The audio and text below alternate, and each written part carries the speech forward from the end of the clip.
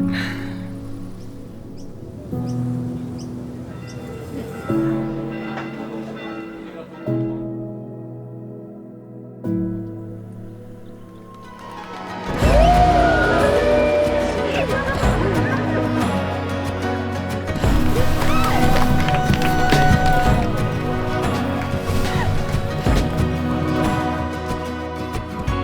bist die schönste Frau, die ich kenne. Und du siehst jetzt so wunderbar aus.